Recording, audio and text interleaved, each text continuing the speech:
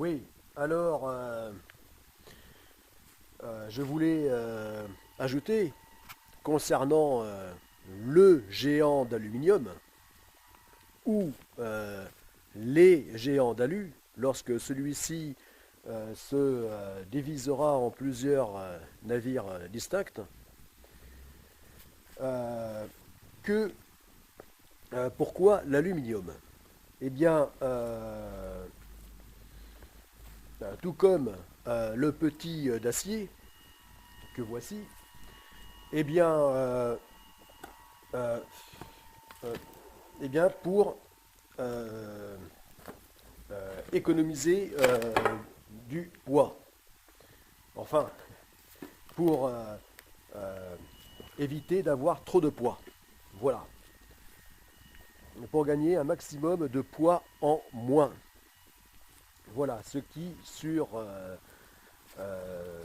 les véhicules en général euh, et euh, les aéronefs et les navires en particulier, est,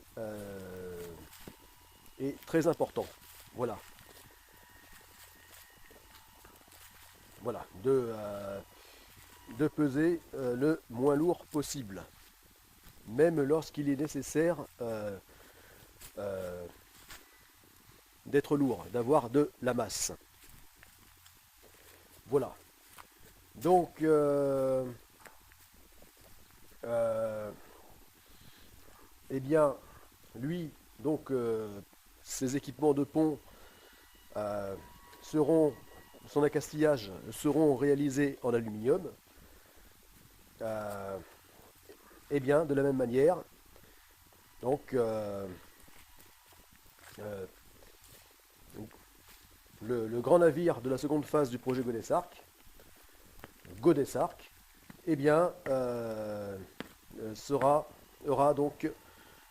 euh, toute la partie supérieure de sa plateforme, ainsi que ses superstructures, toutes euh, sa super, ces superstructures, donc réalisées en aluminium. Voilà. Pour gagner, enfin pour éviter d'alourdir inutilement le navire. Et, l'avantage, c'est que ce poids qui sera évité dans les hauts, eh bien, pourra être récupéré dans les bas, c'est-à-dire les œuvres vives, c'est-à-dire les coques, notamment donc la partie immergée, voilà, qui en acier pourra être encore plus épaisse, voilà, plus blindée. Voilà, ce qui donc en fera un navire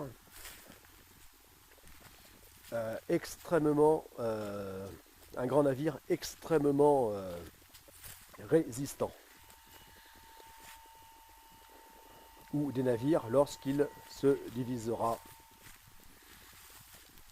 en plusieurs autres. Voilà, extrêmement euh, donc solide et endurant. Voilà, ce qui sera nécessaire pour accomplir la, euh, pour accomplir la GOPSRAC, c'est-à-dire l'immense navigation dont, à l'instar de la Stago de la première phase, sera le même itinéraire. Itinéraire du moins assez proche. Voilà, donc l'immense navigation, la GOPSRAC, c'est-à-dire la Global Ocean Pilgrimage Paddleboard Swimming Race Action Challenge. Voilà. Immense navigation qui durera plus de 3 ans, non-stop, et donc sans escale, et qui de ce fait euh, devra nécessitera donc des navires extrêmement sûrs. sûr et endurant. Voilà. Et l'aluminium permettra donc de réaliser de tels navires. Voilà. L'aluminium en plus de l'acier, c'est-à-dire le meilleur de chaque métal.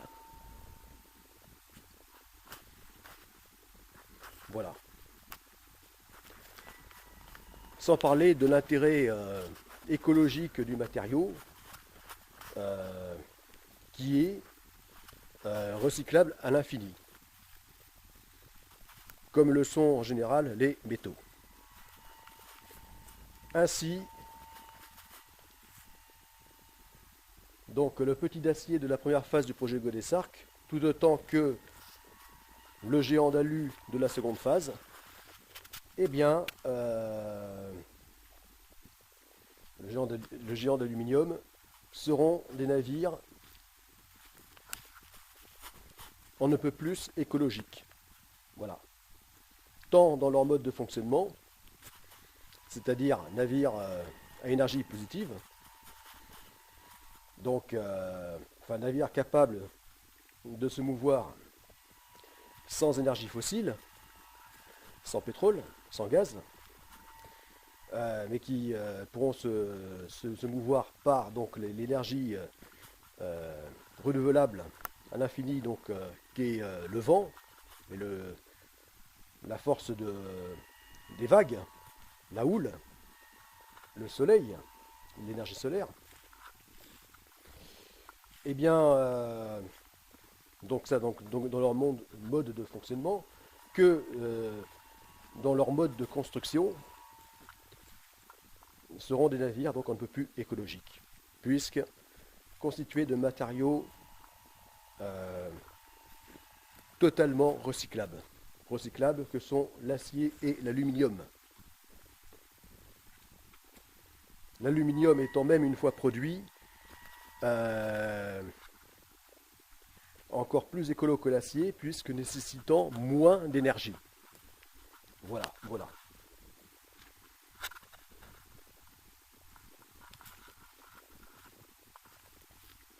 Étant donné que l'acier, il lui faut autour de 1000 degrés de plus que l'aluminium pour pouvoir être fondu.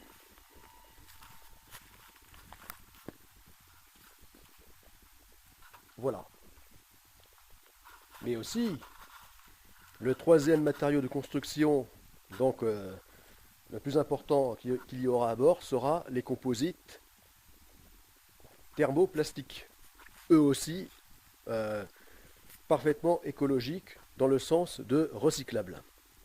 Alors peut-être pas recyclables à 100% à l'infini comme peuvent l'être les métaux, donc l'acier et l'aluminium, mais quand même déjà particulièrement recyclables.